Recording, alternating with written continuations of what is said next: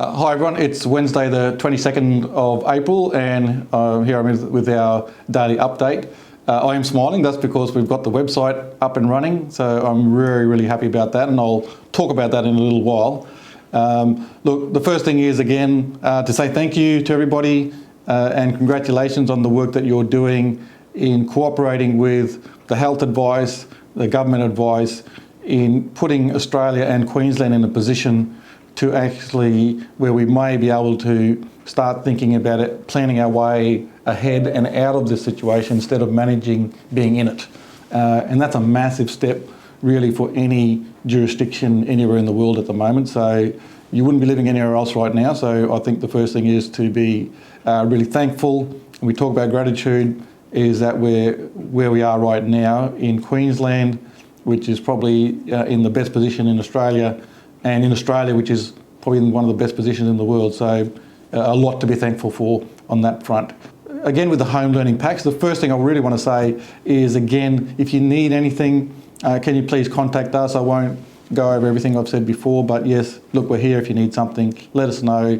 You can contact us either by phone or at our home learning at tallawongss.eq.edu.au. So there if you need something. Also, in terms of the work that you're doing at home, remember not to stress. At these times for any community, when there is a crisis, the default curriculum, if you like, is reading. And reading is all about stories. So, and I know I mentioned yesterday that if there's a bit of stress or tension or frustration, put the home learning packs aside, do some drawing and do some stories. And sometimes you can connect the two. This is a time when I think we need to reflect on past civilizations and also our own first Australians, and that is storytelling with pictures which relate to our environment. So, you know, for us to find out more about the world around us, and in particular, I think take the opportunity for your children to find out more about you. You don't have to read a story. You'll be amazed how fascinated your kids are to listen to stories about when you were young. So when you get an opportunity now to sit down and talk to them, talk about, yeah, well, when I was young, I used to do this, and talk about some of the silly things that you used to do, maybe some interesting things that you used to do, where you lived, where you moved, why. They're really interested in those sorts of things.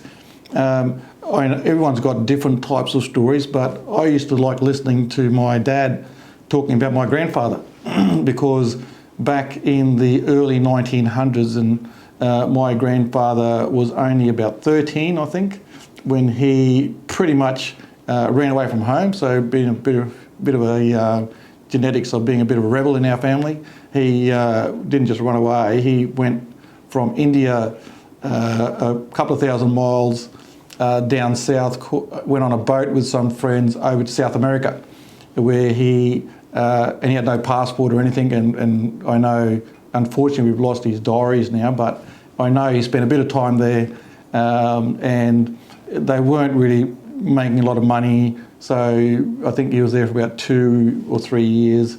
Then they went to Cuba, where they did work for a while, but it was really bad conditions, and my my granddad, I know when I saw him when I was little, talked about when he was in Cuba, he used to have like those maggots coming out of his arm where he had scratches and cuts and things, and all of the other guys that he was with went back to India, and then he left Cuba and went to Singapore, and I think he was about 16 or 17, worked for a while, learnt English, and I think he was 18 or 19 when he became a police officer there. Worked there for a while, and then he came to Australia. I think the first time was around the Great Depression sort of time, so it was the late 30s, early 40s that he was here. So, you know, there are some fascinating stories in families from all different sides. So one of the things I'd say is talk about your family story.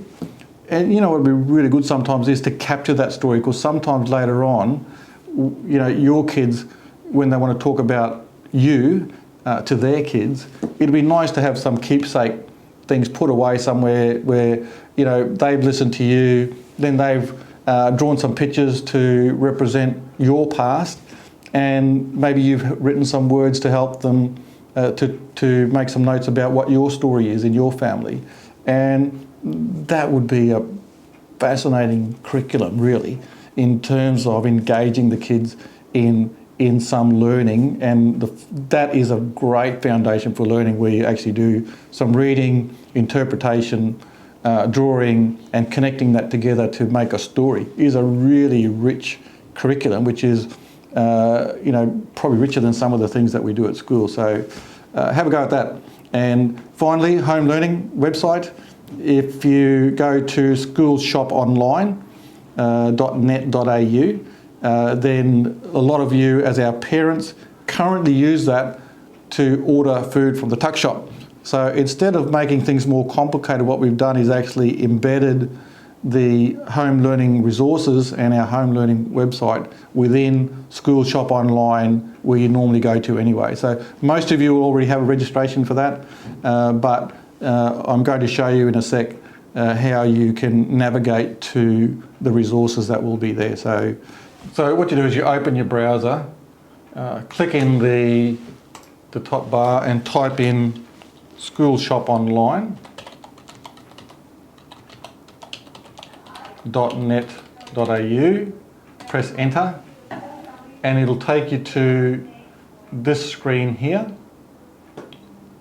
and you would type in Tallawong, and as you're typing in Tallawong, it will come up with these. You click on the one which says EDU, it's the education section, and then it'll take you to a screen where on the left hand side it says go to home learning.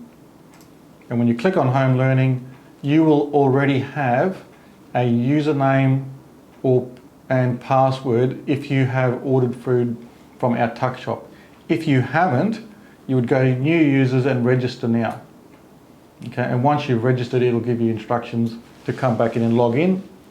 Once you log in, it'll take you to a screen which says e-learning place or my account. So we're looking at e-learning. We enter that, and there pops up all of the resources.